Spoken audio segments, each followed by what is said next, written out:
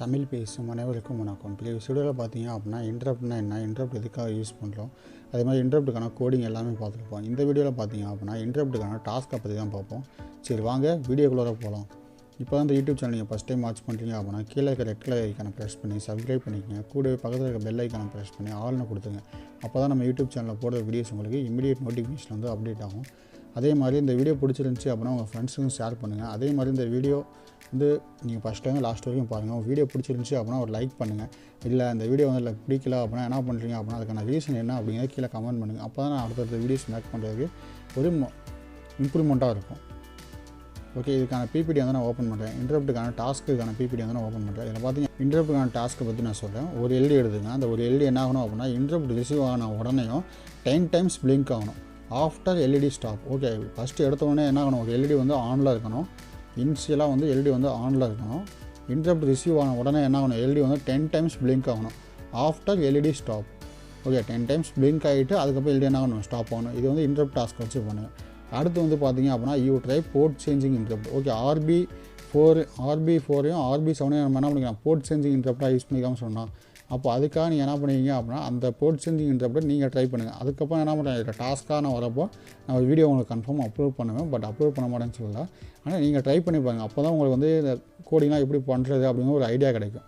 Okay, அடுத்து பார்த்தீங்க அப்படின்னா 2 switch 1 GSM. ஓகே, இந்த டாஸ்க் என்ன அப்படின்னா 2 சுவிட்ச் எடுத்துங்க, ஒரு GSM எடுத்துங்க.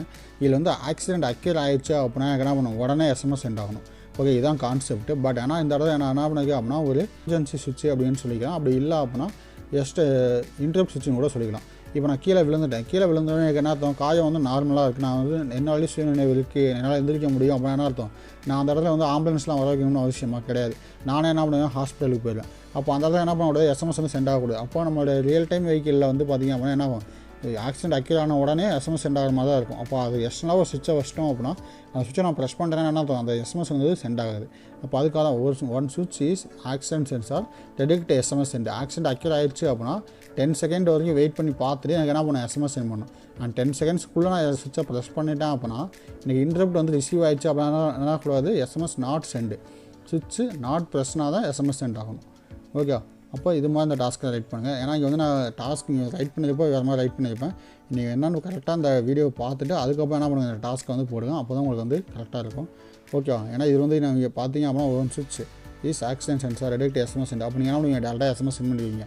ஆனால் வந்து என்ன ஆகணும், 10 செகண்ட்ஸ் வந்து ரன் ஆகிட்டு இருக்கணும். 10 செகண்ட்ஸ்க்குள்ளே இன்டரப்ட் வந்துச்சு அப்படின்னா என்ன அர்த்தம், SMS வந்து சென்ட் பண்ண தேவையில்ல. ஒரு 10 செகண்ட்ஸ்க்குள்ளே அவங்களால எந்திரிக்க முடியல அப்போ என்ன அர்த்தம், உடனே வந்து SMS சென்ட் பண்ணணும் அப்படின்னு சொல்லி SMS வந்து சென்ட் பண்ணிடணும். இந்த டாஸ்க்கில் ஏதாவது டவுட் இருந்துச்சு அப்படின்னா நம்ம தாராளமாக கீழே கமெண்ட் பண்ணுங்கள். கமெண்ட்டை பார்த்துட்டு நான் உங்களுக்கு ரிப்ளை பண்ணுறேன்.